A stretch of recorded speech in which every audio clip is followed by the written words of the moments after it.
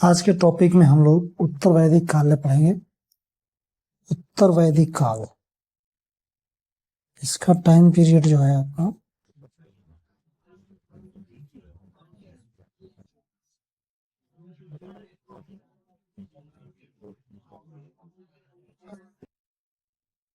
उत्तर वैदिक काल 1000 से 600 ईसा पूर्व, ये उत्तर वैदिक काल था। और उत्तर वैदिक सभ्यता का केंद्र जो था, सभ्यता का केंद्र जो था आपका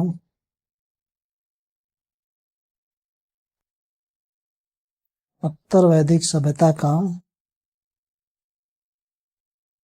केंद्र जो था मध्य देश था, जबकि आपका ऋजुवैदिक सभ्यता का केंद्र जो है सप्त सैंधव था और इसका मध्य देश था। और यह मध्य देश कहाँ स्थित था? तो सरस्वती से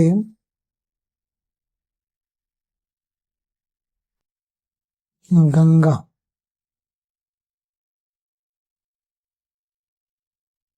के द्वीप तक जो विस्तृत क्षेत्र था वो ये मध्य देश था।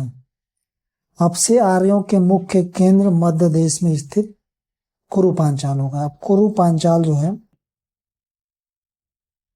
इसमें प्रमुख हो गए।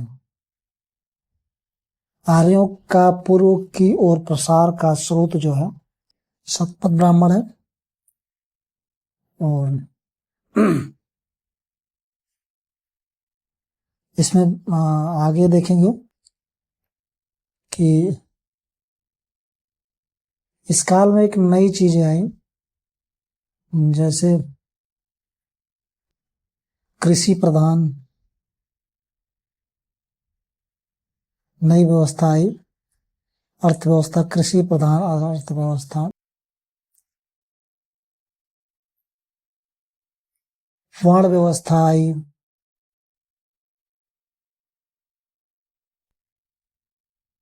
और सबसे महत्वपूर्ण जो कारक था वो लोहा था। लोहा था और इसको, लोहे को जनतांत्रिक धातु किसने कहा है? तो चाइल्ड महोदय ने, गार्डन जी चाइल्ड महोदय ने इसको जनतांत्रिक धातु कहा है। उत्तर वैदिक काल में लोहा का सर्वाधिक प्रयोग जो होता था, या इससे युद्ध के उपकरण बनाए जाते थे, और कृषि के उपकरण इसमें कम ही बने हैं। जिसका परिणाम हुआ कि राजनीतिक परिणाम तो आए मगर आर्थिक परिणाम बहुत कम हुए। अब थोड़ा सा लोहे के बारे में जान लेंगे। लोहा जो है ये ऋजुवेद में एक वर्ड आया है अयस, वहां पे इसको तावा या कांसा धातु कहा गया है। जबकि उत्तर वैदिक काल में अथर्ववेद में जो है श्याम कृष्ण यानी अयस शब्द का उल्लेख लोहे के संदर्भ में हुआ है। अयस यह अथर्ववेद में है।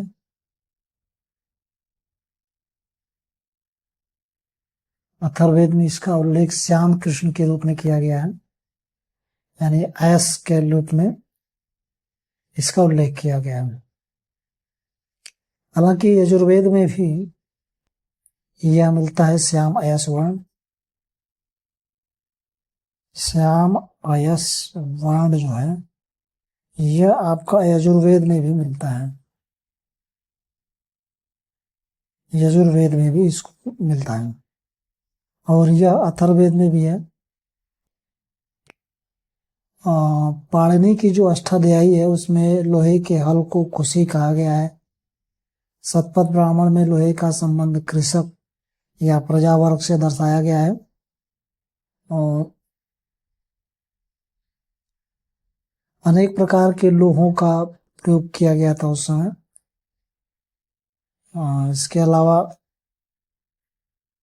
सर्वप्रथम अगर देखा जाए तो लोहे का पहली बार कृषि में प्रयोग आने वाले लौह उपकरण अतरंजी खेड़ा से, जो एटा जिला उत्तर प्रदेश में है, मिला हुआ है। तो अब ऋग्वेद के राजनीतिक जीवन के बारे में पढ़ेंगे। राजनीतिक जीवन कैसा था उत्तर वैदिक काल में। तो उत्तर वैदिक काल में पहले वैदिक काल में गाय के लिए ही युद्ध लड़ा जाता था, मगर अब यह युद्ध क्षेत्र के लिए भी होने लगा, क्षेत्र विस्तार के लिए भी युद्ध होने लगा। जैसे एग्जाम्पल के तौर पर देखेंगे, ऐतरेय ब्राह्मण में, ऐतरेय ब्राह्मण में उत्तर के शासक को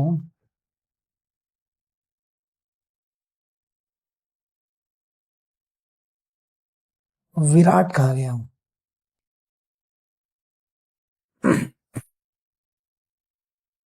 ऐसे डायग्राम के माध्यम से समझेंगे।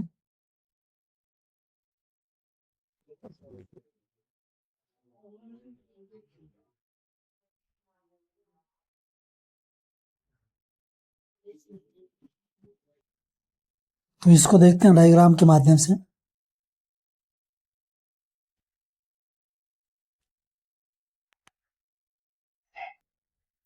उत्तर का जो शासक था, उत्तर का शासक, इसको विराट कहा गया।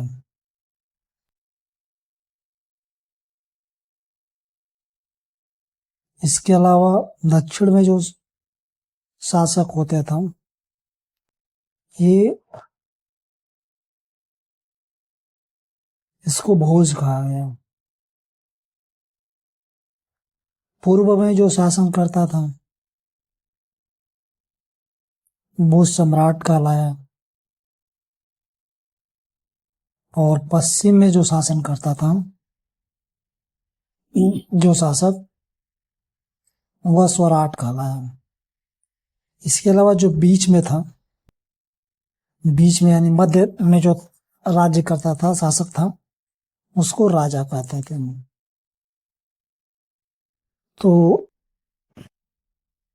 और इसके अलावा उत्तर में विराट हो गया, दक्षिण में भोज, पूर्व में सम्राट कहा जाता था और पश्चिम में स्वराट। मध्य देश के राजा को, शासक को राजा कहा जाता था, और समुद्र पर्यंत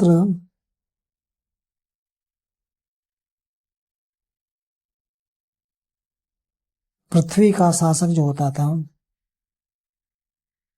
तो यानी सर्वोच्च शासक, एकराट कहते थे उसको, एकराट कहा जाता था उसको। तो उत्तर वैदिक काल में राजा का पद स्पष्ट रूप से वंशानुगत हुआ, वंशानुगत हो गया राजा का पद, क्योंकि इसके बहुत प्रमाण मिलते हैं।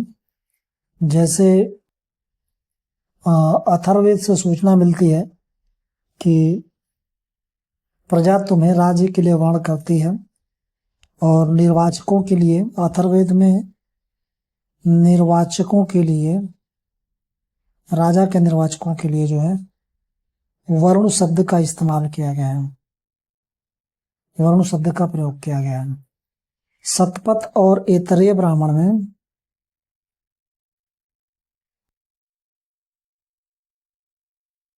सतपथ और ऐतरेय ब्राह्मण में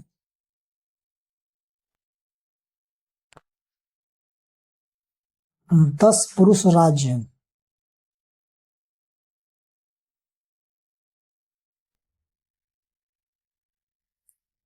या 10 पीढ़ियों वाले राजतंत्र का उल्लेख किया गया है। 10 पीढ़ियों वाले राजतंत्र का उल्लेख किया गया शतपथ और ऐतरेय ब्राह्मण में। अच्छा, इसके अलावा एक राजा था दुष्ट ऋतु पौंसायन।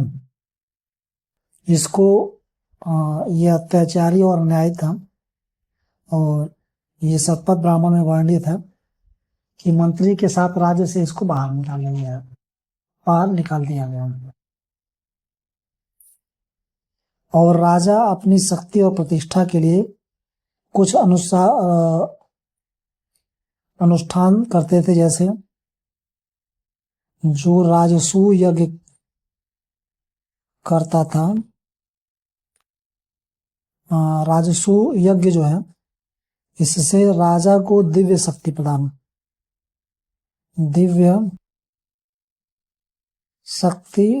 प्रदान करने के लिए राजसूय यज्ञ किया जाता था। अश्वमेध यज्ञ जो है, अश्वमेध यज्ञ यह क्षेत्र विस्तार के लिए होता था और विस्तृत क्षेत्र पर अधिकार दिलाने के लिए। वाजपेय यज्ञ जो होता था,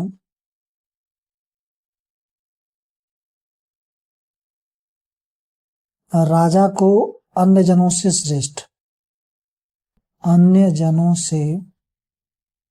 श्रेष्ठ बनाने के लिए राजा को। और इसके अलावा वाजपेय यज्ञ में ही रथ दौड़ होता था।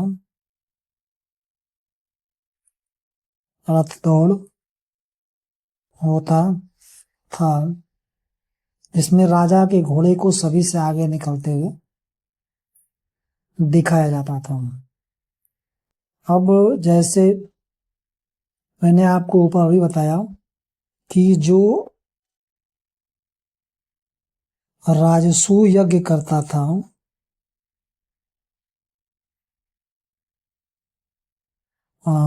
राजसूय यज्ञ करने वाला ये राजा की उपाधि धारण करता था। वाजपेय यज्ञ जो संपन्न करता था,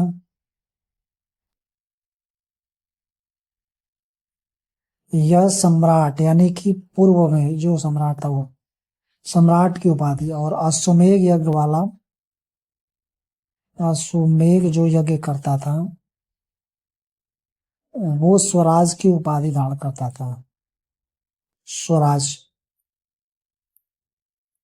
इसके अलावा पुरुष मेध यज्ञ जो करता था वो विराट की उपाधि। और सर्वमेध यज्ञ करने वाला सर्वराट की उपाधि धारण करता था।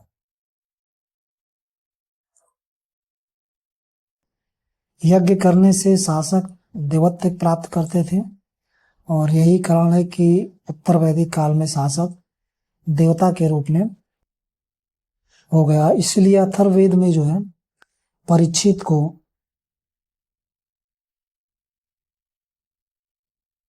अर्ध देवता कहा गया है अथर्ववेद में।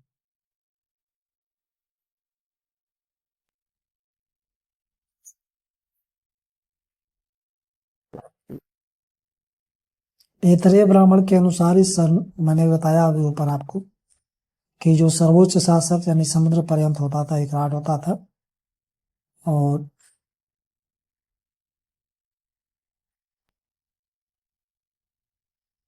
यजुर्वेद में भी राष्ट्र के स्वरूप को स्वराज, जनभृत, विश्व के कल्याण हेतु बताया गया है। अथर्ववेद में देश शब्द का उल्लेख है।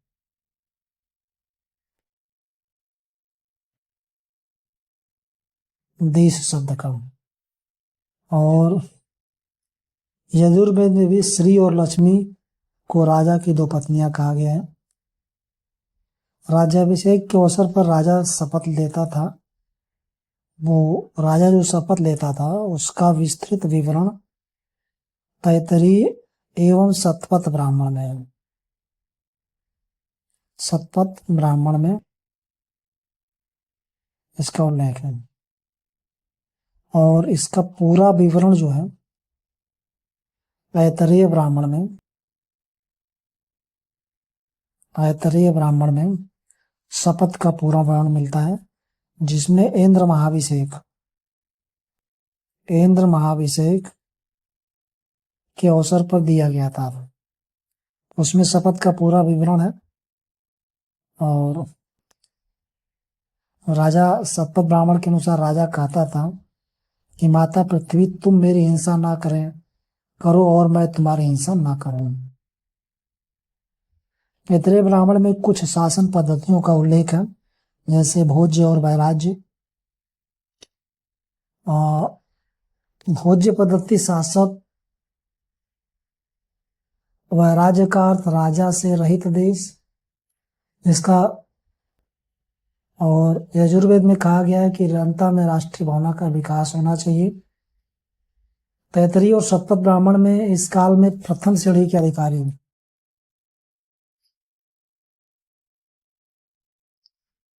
तैत्तरीय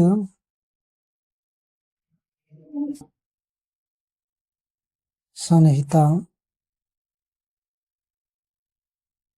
और शतपथ ब्राह्मण में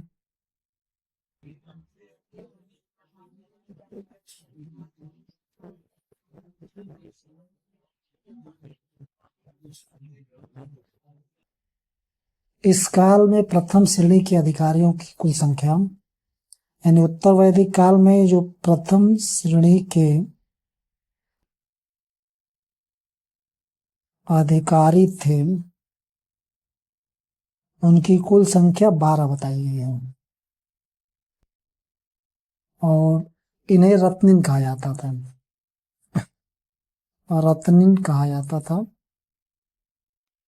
और इनकी सूची जो है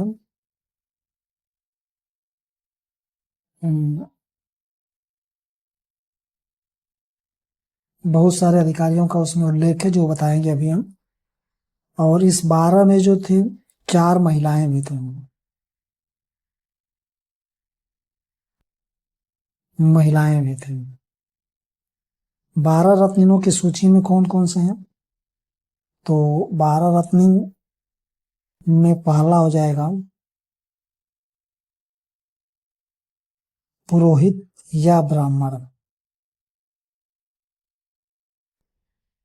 अथर्ववेद में पुरोहित की भूमिका को महत्वपूर्ण बताया गया है और ऋग्वेद में भी कहा गया है कि ब्राह्मण पुरोहित का सम्मान करने वाला राजा के वश में उसकी प्रजा रहती है। तैत्तरीय ब्राह्मण में भी कहा गया है कि राजा के पास योग्य पुरोहित नहीं होता तो देवता उसकी आहुति स्वीकार नहीं कराते हैं।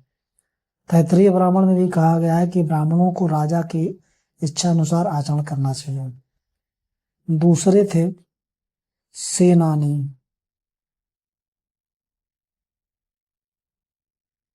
तीसरे नंबर पे जो थे वो ग्रामणी थे और तैत्तरीय ब्राह्मण के अनुसार जो है ग्रामणी वैश्य वर्ण का होना चाहिए। तैत्तरीय ब्राह्मण के अनुसार यह जो ग्रामणी है वो वैश्य वर्ण का होना चाहिए।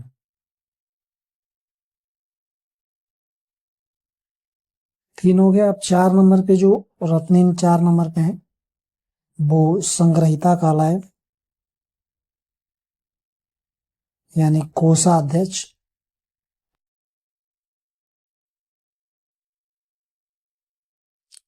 5 नंबर पे जो थे छत्ता, यानी द्वारपाल। 6ठे नंबर पे सूत, यह रथ सेना का प्रमुख होता था। रथ सेना प्रमुख होता था और राजकीय कवि भी था। राजकीय कवि। 7 नंबर पे जो होगा वो भागदूत।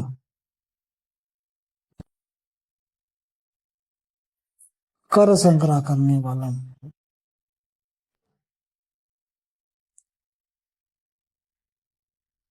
या टैक्स लेने वाला, या वित्त मंत्री कह सकते हैं इसको। वित्त मंत्री भी कह सकते हैं। 8 नंबर पे जो था वो अक्षवाप, यानी आय व्यय का आय व्यय का लेखा करने वाला, लेखा जोखा करने वाला, और राजा के साथ जुआ भी खेलता था। 9 नंबर पे जो था वो था वावाता। इसको प्रियरानी भी कहा गया। और 10वें नंबर पे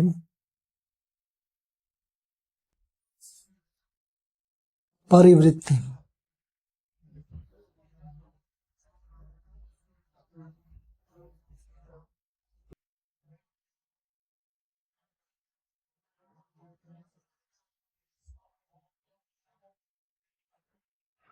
परिवृत्ति, यह पुत्रहीन पत्नी उपेक्षित रानी थी, फिर भी धार्मिक कार्यों में भाग लेती थी। 11वां जो था महिषी, यानी पटरानी इसको कहते थे। और 12वें नंबर पे जो था वो राजन में, यानी मैत्राणी संहिता में कहीं कहीं बढ़ई रत्कार का उल्लेख रत्निन के रूप में हुआ है। इन्हें राजा ने राजा भी कहा जाता था। तो इसके अलावा शतपथ ब्राह्मण में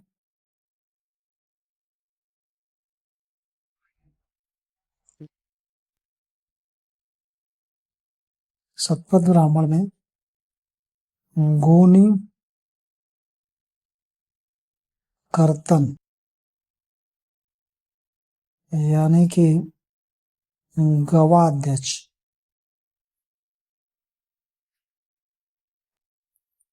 और पालागल,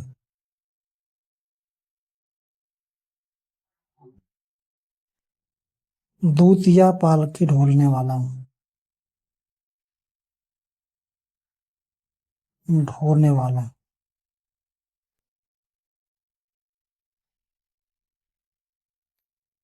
को भी रत्निन बताया गया है।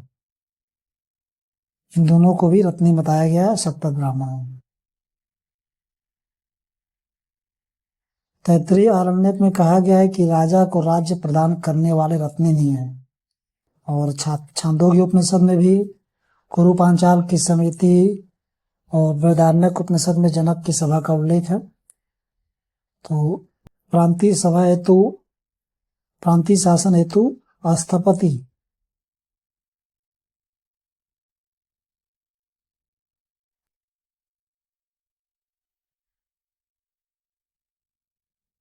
स्थपति यानी सीमांत प्रदेश का प्रमुख था ये। और शतपति 100 गांवों का प्रमुख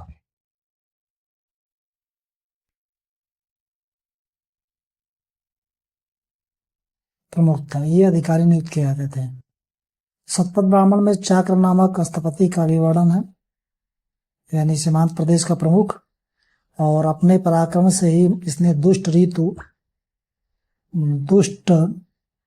ऋतु को राजा बनाया था। फिर अपने देश से भगा भी दिया गया था।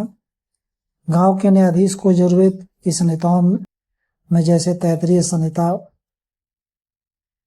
आगे देखेंगे, गांव का न्यायाधीश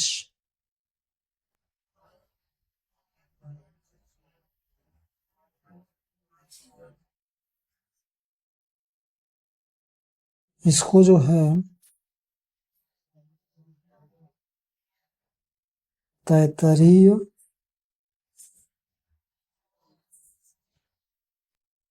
मैत्रायणी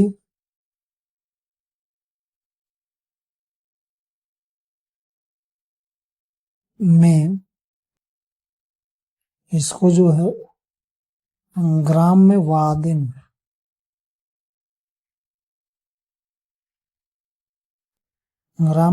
कहा गया है। गांव के न्यायाधीश को उत्तर वैदिक काल में ग्रामणी का संबंध केवल कार्यकारी विषयों से रह गया। न्यायिक विषय जो है ग्राम्यवादीन के अधिकार में आ गया था। और मैत्रायणी में ग्रामवादीन की सभा का भी उल्लेख है इस मैत्रायणी उपनिषद मैत्रायणी संहिता में। तो इसके अलावा वैदिक संस्थाएं जो उत्तर वैदिक काल में जैसे वेद थी वो लुप्त हो गई, स्त्रियों का प्रवेश निषिद्ध हो गया और प्रशासन की इकाई जो थी उत्तर वैदिक काल में ये राष्ट्र थी।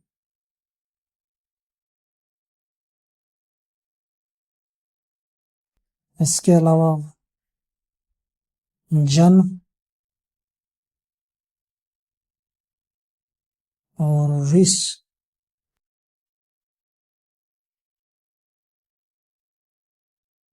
ग्राम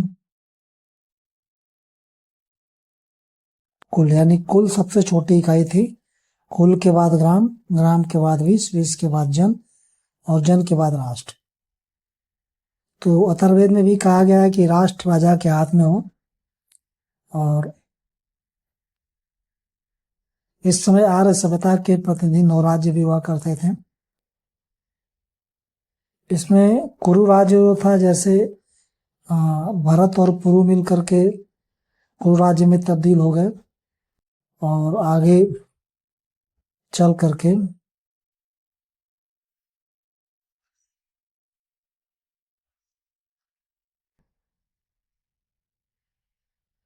पांचाल राज्य कृवि और तुर्वस ने मिलकर बनाया था, जिसमें प्रवाहण, जाविली, आरुणी, श्वेतकेतु, सोण, सात थे।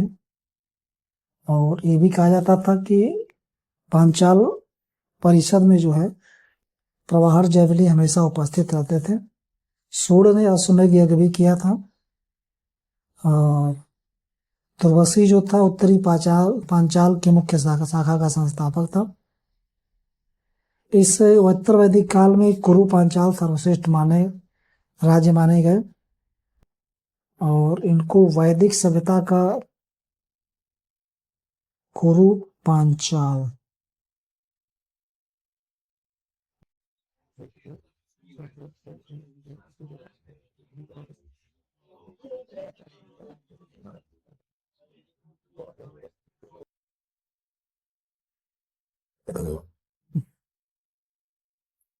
इनको जो है ये सर्वश्रेष्ठ राज्य थे।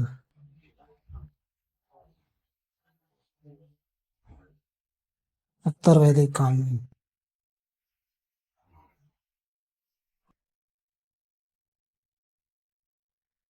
और इनको वैदिक सभ्यता का सर्वश्रेष्ठ प्रतिनिधि कहा गया। सर्वश्रेष्ठ प्रतिनिधि, आर्य संस्कृति की धुरी कहा गया। प्रजापति की नाभि कहा गया।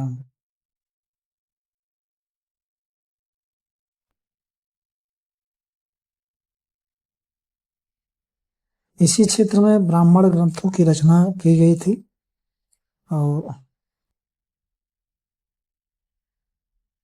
काशी यह वरुणावती नदी की तट पर स्थित है और यहाँ के राजा अजातशत्रु थे। और इसी छांदोग्य उपनिषद में वर्णित है कि महर्षि वाल्मीकि गार्ग ने अजातशत्रु से शिक्षा प्राप्त की थी।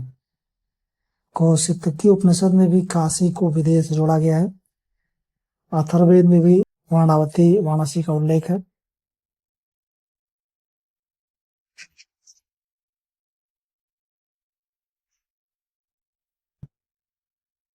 कैकेय देश का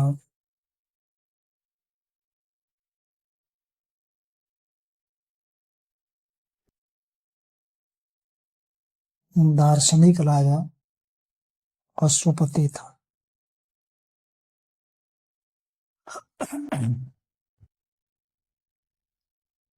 छांदोग्य उपनिषद के अनुसार इसने कहा था कि मेरे राज्य में न चोर, न मद्यप, न विद्वान, न व्यभिचारी हैं। और इसी छांदोग्य उपनिषद के अनुसार अश्वपति कैकेय वैश्वानर विद्या का विशेषज्ञ था।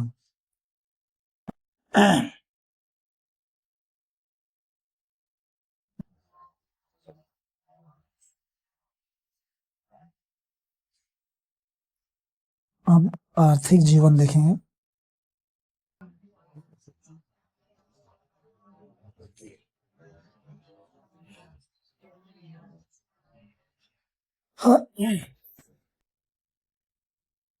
उत्तर वैदिक काल में कृषि की प्रधानता मिलती है, कृषि प्रधान हो गई।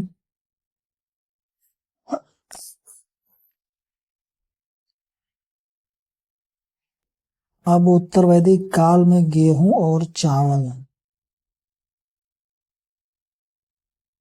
मुख्य फसल हो गई, जबकि ऋजुवैदिक काल में केवल जौ थे। शतपथ ब्राह्मण में जुताई बुआई से संबंधित एक पूरा अध्याय ही है। राजा जनक को स्वयं हल चलाते हुए बताया गया है। अथर्ववेद में नहरों का भी उल्लेख है।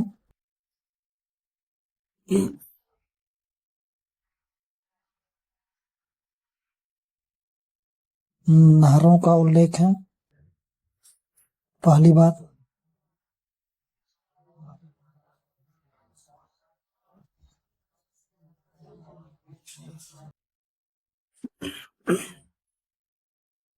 हल को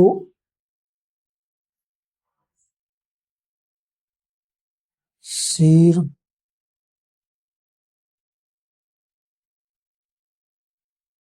प्रवीर वंश,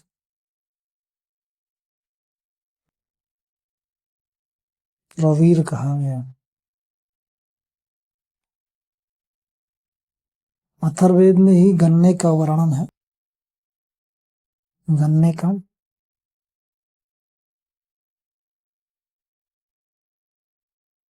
और इसमें इसके लिए जो शब्द प्रयोग किया गया है गन्ने के लिए वो है इक्षु। इक्षु या इक्षु। और अथर्ववेद में ही कहा गया है कि पृथु ही प्रथम राजा थे जिन्होंने कृषि को भूमि योग्य बनाया, इसलिए इसका नाम पृथ्वी है। बड़ा ये अथर्ववेद में कहा गया। पृथ्वी ही प्रथम राजा थे जिन्होंने भूमि को कृषि योग्य बनाया और उसका नाम पृथ्वी नामकरण हुआ। अथर्ववेद में हलवाहे के गीत जो ऋजुवेद में भी है उसका उल्लेख है। और तैत्तरीय उपनिषद में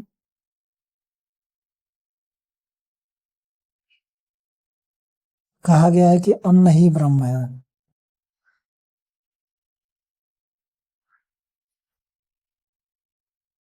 इसलिए अत्यधिक अन्न उपजाओ।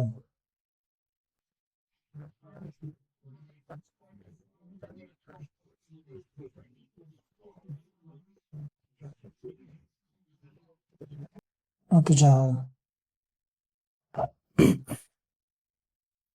तैत्तरीय संहिता के अनुसार वर्ष में 2 फसल, वर्ष में 2 फसल होते थे। और इस उत्तर वैदिक काल में जो फसलें होती थी, गेहूं, चावल, मूंग, उड़द, तिल और जौ।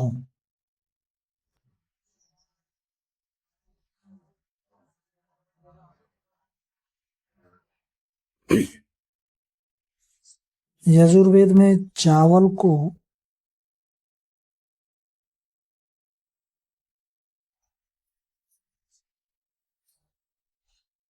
व्रीहि कहा गया है,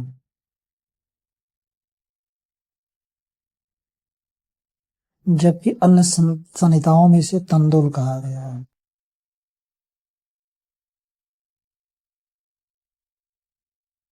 और यह चावल जो है उत्तर वैदिक कालीन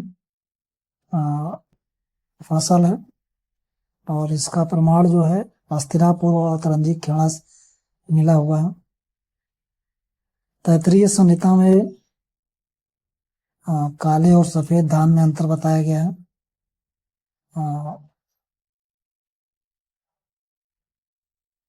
धान के लिए साली, धान के लिए साली और गेहूं के लिए गोधूम शब्द का प्रयोग किया गया है।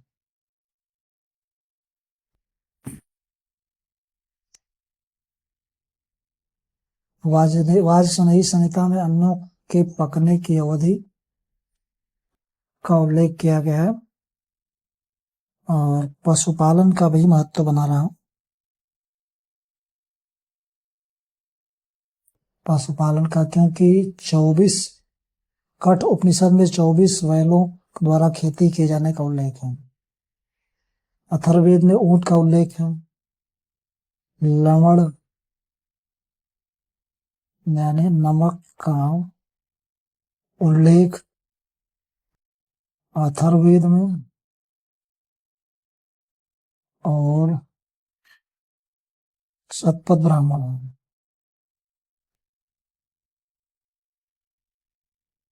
मिलता है। छंदोग्य उपनिषद में टिड्डियों के कारण कुरु जनपद के नष्ट हो जाने का उल्लेख है। उद्योग धंधे देख लेंगे।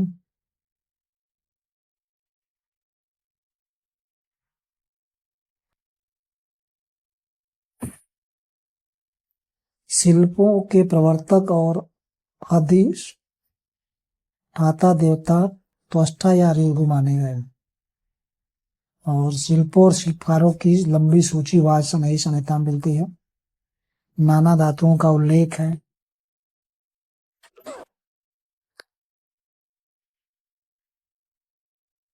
और इसमें वर्णित है कि हिरण्य सुवर्ण और रजत दोनों का ही वाचक है। इसी के साथ सीसा का भी उल्लेख है।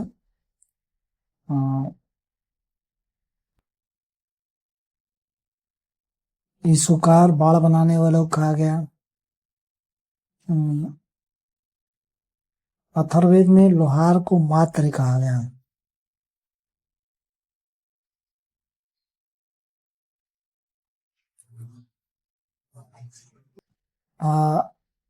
इसके अलावा अथर्ववेद कहता है कि रात्रि और दिन दो बहनें हैं जो वर्षारूपी वस्त्र को बुनती हैं। व्यापार वाणिज्य भी होता था।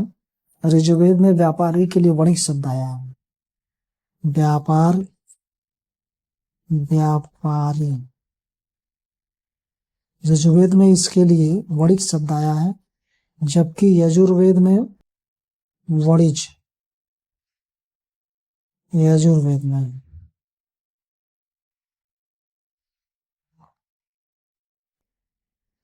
इसकी व्याख्या की गई है कि यह वणिक पुत्र था। वणिज जो था वणिक का पुत्र था। तो वणिक की वृत्ति वंशागम मुगत होने का यही प्रथम उदाहरण है। और इसी काल में सर्वप्रथम सृष्टि का शब्द का प्रयोग सृष्टि शब्द का प्रयोग बृहदारण्यक उपनिषद में मिलता है। बृहदारण्यक उपनिषद में मिलता है सृष्टि का प्रयोग। अतः उत्तर वैदिक साहित्य में सृष्टि शब्द मिलता है। सृष्टि जो थे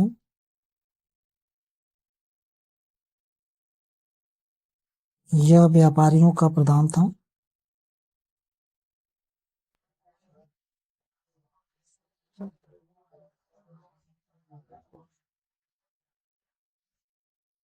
वाणिज्य जो था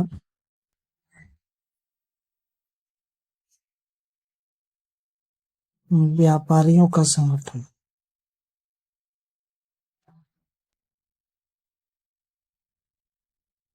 ये सृष्टि जो है व्यापारियों का प्रधान और वाणिज्य जो था व्यापारियों का संगठन था। तैत्तिरीय संहिता में कुसीद यानी ऋण, शतपथ ब्राह्मण में कुशीदीन उधार देने वाला शब्द का उल्लेख है।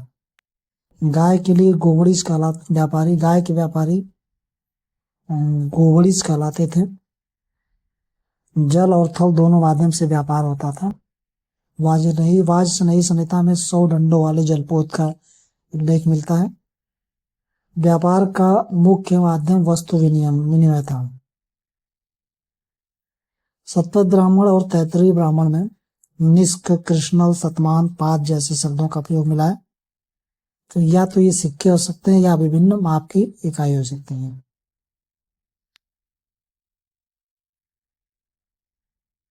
निष्कर्ष रूप में अगर देखा जाए तो लोहा जो है वैदिक काल में कोई बहुत महत्वपूर्ण, उत्तर वैदिक काल में कोई महत्वपूर्ण भूमिका नहीं निभा सका। खेती में लगे लोगों की आवश्यकताओं को पूरा करना, क्योंकि इसमें ज्यादातर हथियार बनाए गए थे लोहे से युद्ध के, और तो किसान जो है नगर नहीं बना पाएगा। तैत्तिरीय आरण्यक में नगर शब्द आया है और हस्तिनापुर, कौशाम्बी ये सब शुरुआत के नगरीय स्थल हो सकते थे। अब ऋजुवैदिक कालीन समाज उत्तर वैदिक कालीन समाज देखेंगे।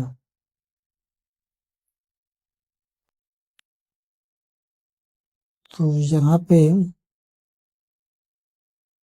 समाज जो है वर्ण व्यवस्था पर आधारित था।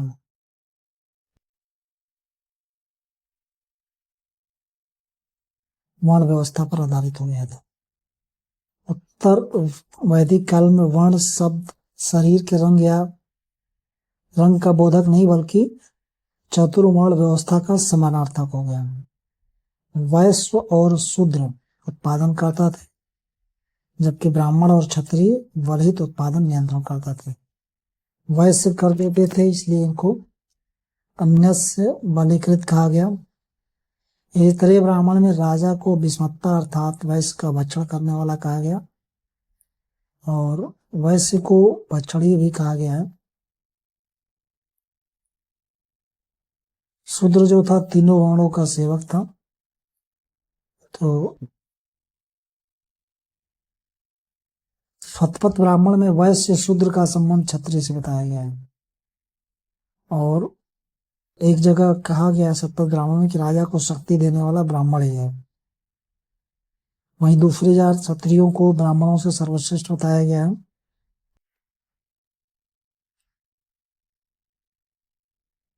छंदोग्य उपनिषद में प्रवाहल ने उद्दालक को कहा कि ज्ञान कभी भी ब्राह्मणों की थाती नहीं रही है, और ऐत्रेय ब्राह्मण में कहा गया कि ब्राह्मण के वश में क्षत्रिय के रहने पर ही राष्ट्र का मंगल होगा।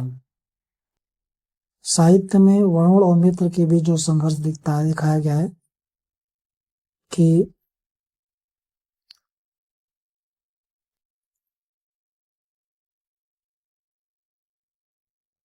उपनयन संस्कार जो होता था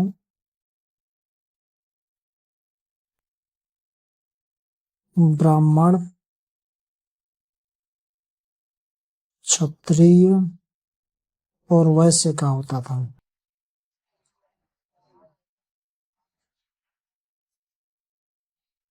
शूद्र का नहीं होता था।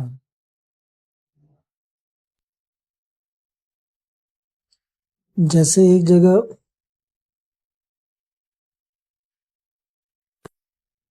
ब्राह्मण के लिए जो शब्द इस्तेमाल किए जाते थे, आइए, क्षत्रिय के लिए आओ, वैश्य के लिए जल्दी आओ, और शूद्र के लिए दौड़ कर आओ, ऐसे शब्द इस्तेमाल किए जाते थे। जबकि सतपथ ब्राह्मण में वैश्य को ब्राह्मणों के बाद और क्षत्रियों से पहले दर्शाया गया है। वर्ण व्यवस्था का क्रम धर्मसूत्रों में जाकर ही स्पष्ट रूप से परिभाषित हुआ है। तैत्तरीय ब्राह्मण में वैश्य को साक्षात राष्ट्र कहा गया है। छांदोग्य उपनिषद, तैत्तरीय और शतपथ ब्राह्मण में चांडालों की बलि देने का उल्लेख है, और उत्तर वैदिक ग्रंथों में चांडालों का संबंध वायु से बताया गया। म्लेच्छ की अवधारणा इसी काल में हुई थी। शुक्ल यजुर्वेद में पुरुष में सूक्त में चांडाल और निषाद का उल्लेख है, और अस्पृश्य जातियों को शामिल कर लिया गया बाद में इनको। बृहदारण्यक और छांदोग्य उपनिषद में कहा गया है कि ब्रह्मलोक में सभी समान माने जाते हैं, और इसलिए चांडाल भी यज्ञ पाने का अधिकार है। सत्यकाम जावाल, सत्यकाम जावाल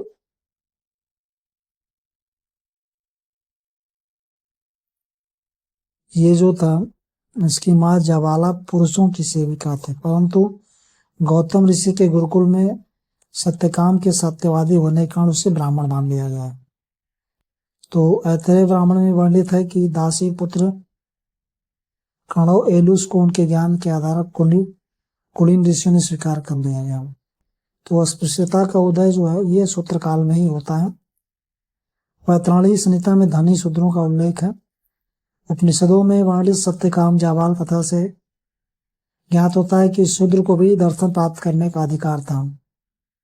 सतपथ ब्राह्मण शूद्रों को सोम का यज्ञ करने का अधिकार देता था, और इसी के अनुसार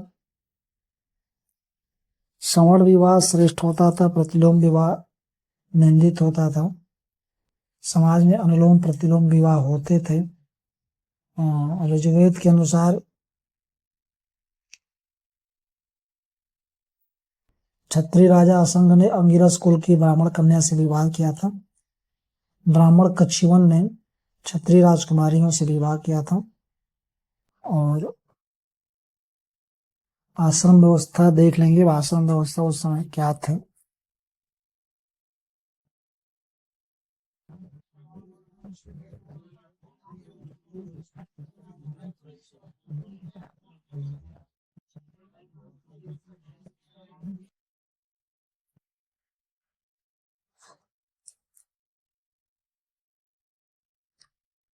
तो आश्रम से ही 4 पुरुषार्थ, यानी 4 पुरुषार्थ कौन कौन से थे? धर्म, अर्थ, काम,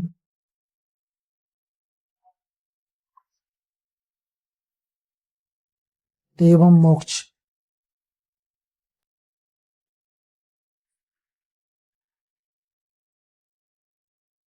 तो ये जो है पुरुषार्थ है, और धर्म, अर्थ और काम को यह त्रिवर्ग की श्रेणी में शामिल किया गया। त्रिवर्ग की श्रेणी में शामिल किया गया था। सर्वप्रथम चारों आश्रमों का उल्लेख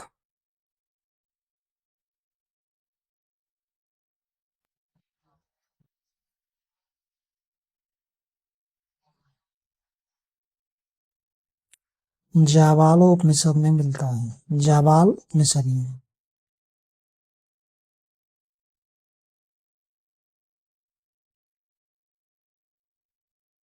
जाबाल उपनिषद में मिलता है। सबसे नंबर 1 पर जो है, पहले नंबर पे ब्रह्मचर्य आश्रम है।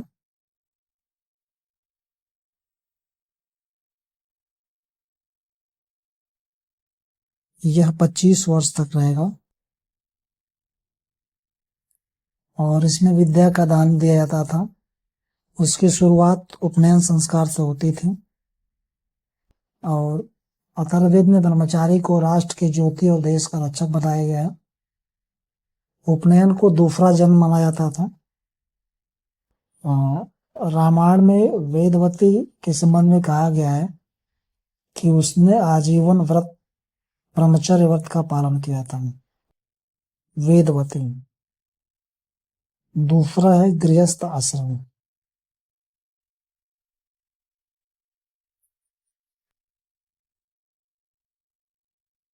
इसमें जो है इसका टाइम पीरियड 25 से 50 वर्ष।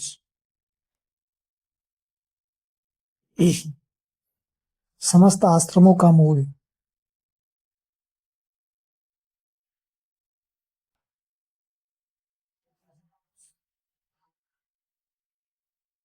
एवं सर्वश्रेष्ठ गृहस्थ आश्रम को बताया गया है। मनु ने इस आश्रम को समुद्र की संज्ञा दी। मनु ने समुद्र कहा। इसमें 3 पुरुषार्थ धर्म, अर्थ और काम की पूर्ति की जाती है और इसी गृहस्थ आश्रम में 3 ऋण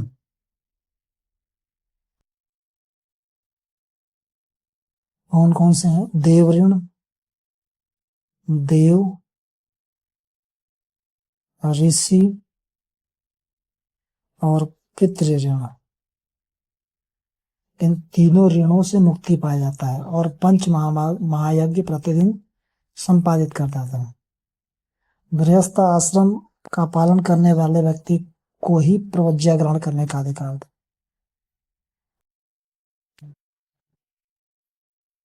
वानप्रस्थ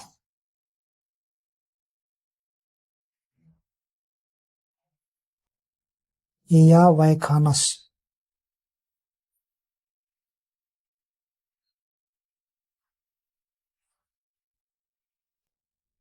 50 से 75 वर्ष।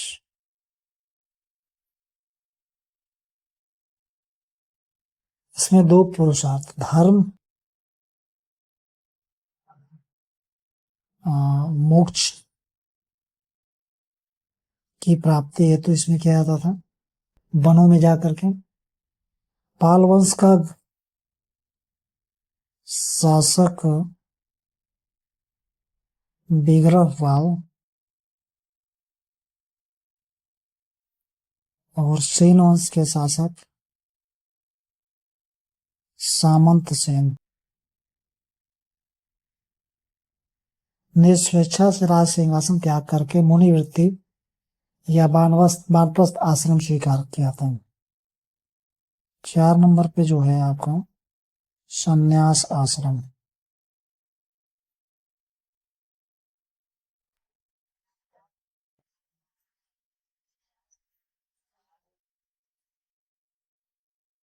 पचहत्तर से 100 वर्ष।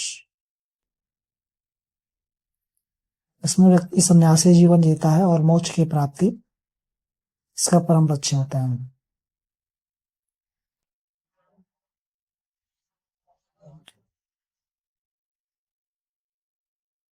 तो उत्तर वैदिक काल में केवल 3 आश्रम ही प्रचलित थे और 3 आश्रमों का वर्णन जो है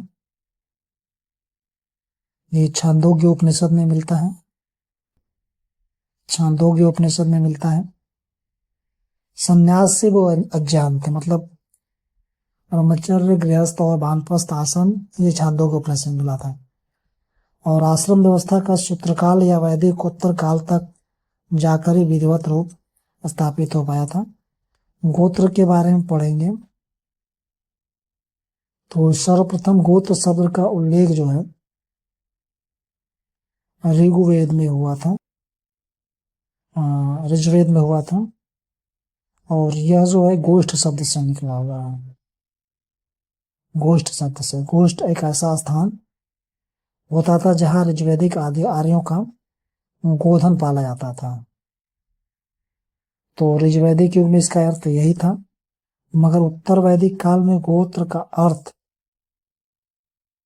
ये उत्तर वैदिक काल में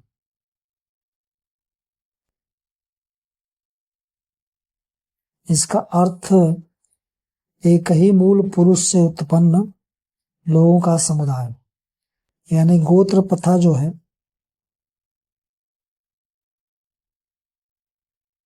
ये उत्तर वैदिक काल में ही शुरू हो पाई। और इसका पहला उल्लेख जो है गोत्र प्रथा का पहला उल्लेख अथर्ववेद में है। गोत्र शब्द का उल्लेख ऋजुवेद में है, मगर गोत्र प्रथा स्थापित हुई और इसका सबसे पहला उल्लेख अथर्ववेद में मिलता है। और ये इनकी संख्या 7 बताई गई है। भार्गव, अंगिरस, अत्रिय, कश्यप, वशिष्ठ, अगस्त्य और कौशिक। सगोत्रीय विवाह निषेध था। गोत्र जो है गणों में विभाजित थे, इनमें से प्रत्येक का अपना प्रवर यानी पूर्व ऋषि होता था। महिला जीवन स्त्री योसा या जाया की स्थिति संतोषजनक थी, हालांकि कुछ गिरावट देखी गई थी। पुत्रवधू जो ऋग्वेद में पति गृह में सामग्री का समान पात्र थे, अब वो उसका महत्व कम हो गया। इतने ब्राह्मण में पुत्री को सभी दुखों का मूल बताया गया है। और बृहदारण्यक उपनिषद में याज्ञवल्क्य गार्गी संवाद है। जब याज्ञवल्क्य हारने लगते हैं तो गार्गी से कहते हैं अधिक बहस मत करो अन्यथा तुम्हारा सिर फोड़ देंगे। ऐतरेय ब्राह्मण के अनुसार एक व्यक्ति अनेक पत्नियों को रख सकता है, जबकि एक स्त्री के लिए एक ही पति पर्याप्त है।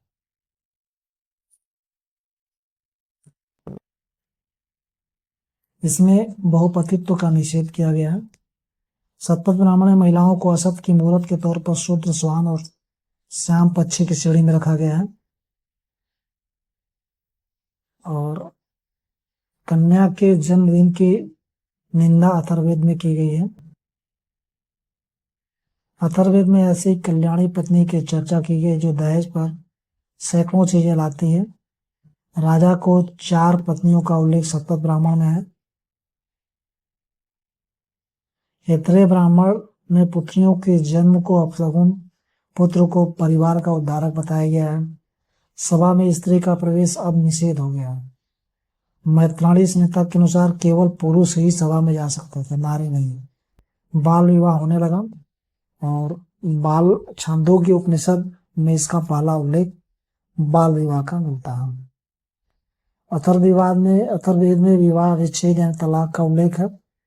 महिलाओं का उपनयन संस्कार रुक गया, हालांकि कुछ विदुषी महिलाओं का उल्लेख मिलता है, जैसे मैत्रेयी, कात्यायनी और गार्गी।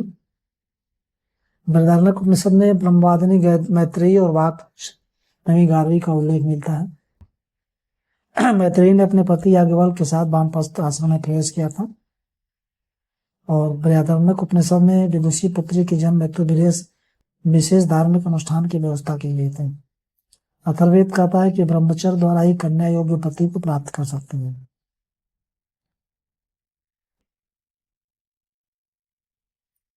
वह स्त्री जो दूसरा विवाह कर ले उसको पुनर्हो कहा गया।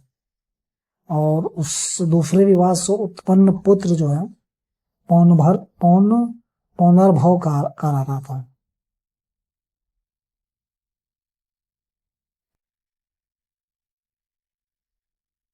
सत्यकाम को अपनी माता के नाम पर सत्यकाम जावाल कहा जाने लगा। और सतपथ ब्राह्मण में कहा गया है कि पत्नी के बिना पति को अधूरा, स्त्री को अर्धांगिनी तक कहा गया है। ऐतरेय आरण्यक में कहा गया है कि पत्नी को प्राप्त करके मनुष्य पूर्ण होता है। और तैत्तिरीय ब्राह्मण में कहा गया अपत्निक पुरुष का यज्ञ का अधिकारी नहीं होता है, इसलिए पत्नी सधर्मिणी है। परिवार में पति पत्नी की स्थिति एक समान थी। अथर्ववेद में कहा गया है कि जैसे मैं ज्ञानी हूँ वैसे तू भी ज्ञानी है, मैं शाम हूँ तू ऋक है, मैं धय हूँ तो तू पृथ्वी है, अतः आओ दोनों मिलकर रहें और संतान उत्पन्न करें।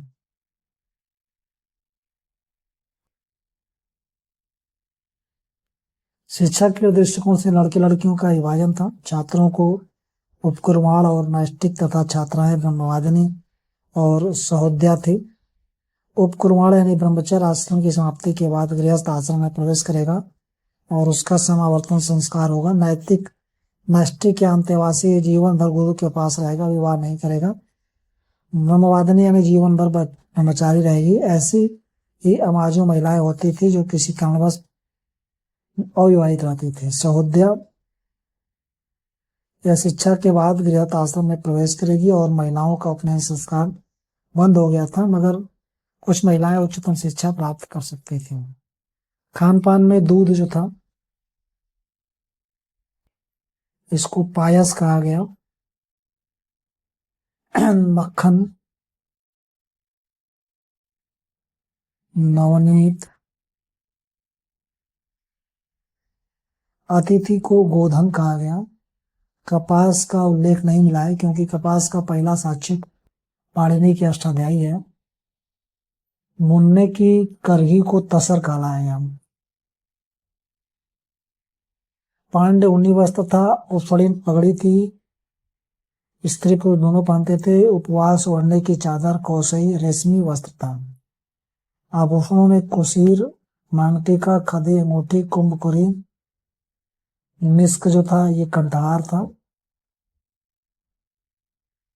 मल्ल युद्ध, घोड़दौड़, रथ दौड़ मनोरंजन के साधन थे। अब धार्मिक जीवन देख लेंगे।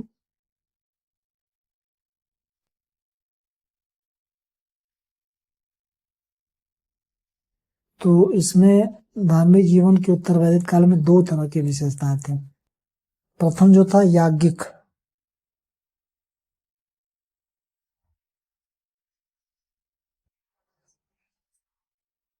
कर्म कांड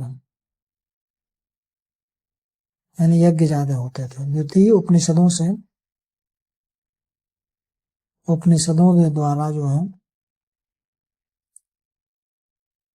इन कर्मकांडों यज्ञों के विरोध में उठती आवाजें। पुरुष सूक्त के अनुसार सृष्टि यज्ञ का परिणाम है। हालांकि दूसरी विचार सृष्टि को हिरण्यगर्भ से उत्पन्न बताया है और जो यज्ञ 12 दिन तक चलते थे उन्हें ऋतु 12 दिनों द्वार दशा से अधिक 6 या कई साल तक चलने वाले यज्ञ को सत्र कहा गया। संवत्सर सत्र भी वर्ष भर चलने वाला यज्ञ था। एक दिन चलने वाला यज्ञ एकाट, 2 से 12 दिन तक चलने वाले यज्ञ अहीन। सतपथ ब्राह्मण और सूर्यसूत्र में सबसे बड़ी यज्ञ वेदी सोमयाग का विस्तार से वर्णन है। इसे महादेवी या सौमिक वेदी भी कहा गया। सर्वप्रथम यज्ञ का आयोजन मनु के द्वारा किया गया था। अथर्ववेद के अनुसार सर्वप्रथम अथर्वा ऋषि ने ही यज्ञ का पद्धति का आविष्कार किया और उसका प्रचार किया। यज्ञ 2 तरह के थे, हर्वी यज्ञ और सोम यज्ञ। वैदिक यज्ञ 3 प्रकार के थे।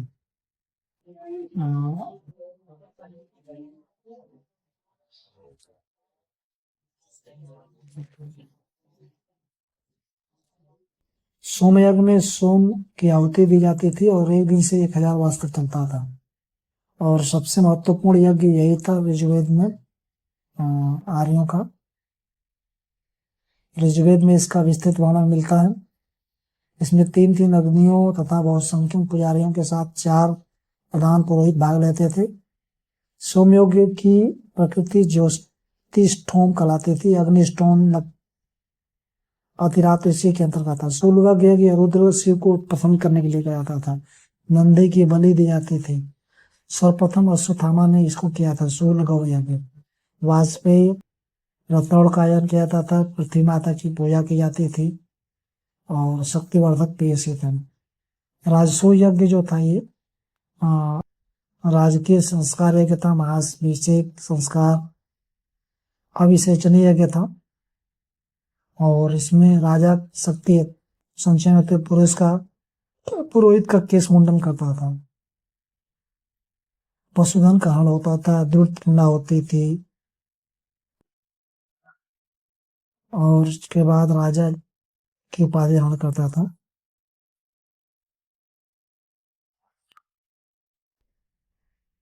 17 स्थानों से कष्ट जल से स्नान किया जाता था, राजा करता था, और प्रथम जल सरस्वती नदी से लाया जाता था। शपथ ब्राह्मण में कहा गया है कि राजसूय यज्ञ की समाप्ति पर पुरोहित राजन का परिचय जनों से करते हुए कहता है कि वह व्यक्ति आपका राजा है, स्वयं हम ब्राह्मणों के राजा है।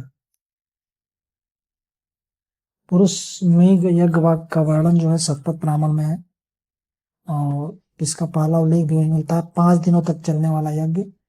आइए, और इसमें कहा गया है कि हे पुरुष मारो मत, यदि मारोगे तो मनुष्य ही मनुष्य को खाएगा। अश्वमेध यज्ञ जो है ये सार्वभौम सत्ता का प्रतीक है, और 1 वर्ष तक राजा का अश्व चारों दिशाओं में भ्रमण करता था। ब्राह्मण दिन में और क्षत्रिय रात में गाते थे। 600 पशुओं की हत्या भी की जाती थी इसमें, और पुरोहितों तथा रानियों के बीच में संवाद यानी गंदे मजाक भी होते थे। शपथ ब्राह्मण के अनुसार अश्वमेध की गाथा गायन में बताया गया कि भरत दौष्यंती जो कि शकुंतला अप्सरा के पुत्र थे, कैसे यमुना के तट पर 78 और गंगा में 55 अश्वमेध यज्ञ संपन्न कराया था।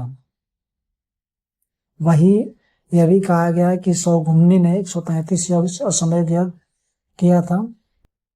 अश्वमेध के अंत में प्रश्नोत्तर आयोजित किया था। ऐहोल अभिलेख में इस स्नान का उल्लेख है, जिसे पुलकेशिन प्रथम ने किया था, यानी अवभृत स्नान, जिसमें दूसरे से कपड़े मानकर पहना जाता है। अग्निष्टोम यह एक सामयिक गीत है, 5 दिनों तक चलता है। गोमेद यज्ञ शपथ ब्राह्मण में इसका उल्लेख है। चंद्रायण मामा मौसी लड़की से विवाह हो गया है, उसके निदान हेतु यज्ञ किया जाता था, और इस तरह के बहुत सारे यज्ञ हैं। तैतरीय संहिता में जो है 3 ऋण की बात की गई है।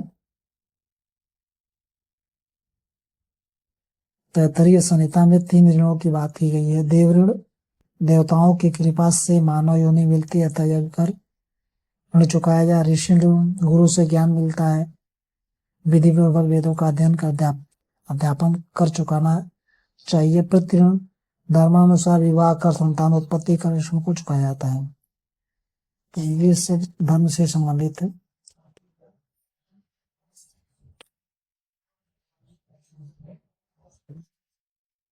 दक्षिणा में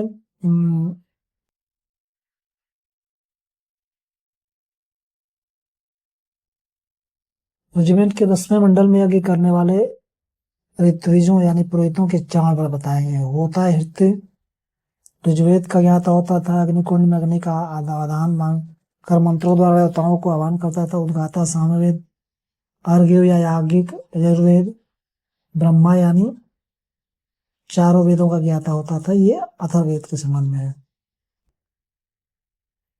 ब्रह्मा यज्ञ का अध्यक्ष भी होता था और निरीक्षक की भूमिका भी निभाता था।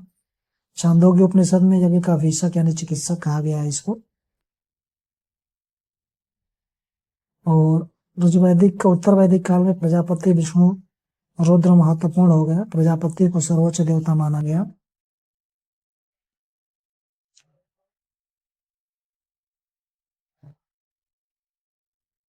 वाकटक नरेश प्रवर्ष प्रथम ने 4 अश्वमेध यज्ञ और 1 वाजपेयी यज्ञ किया था। इक्ष्वाकु शासक श्री शांतमूल ने अश्वमेध यज्ञ, वाजपेयी यज्ञ, 100 यज्ञों को संपन्न किया था। उस समय तो शून्य एवं सातवाहन शासक सातकर्णी प्रथम ने 2 अश्वमेध यज्ञ किए थे। कदम्ब वंश के शासक मयूर शर्मा ने 18 अश्वमेध यज्ञ किए थे। इसी वंश के कृष्णवर्मन ने अश्वमेध यज्ञ किया था।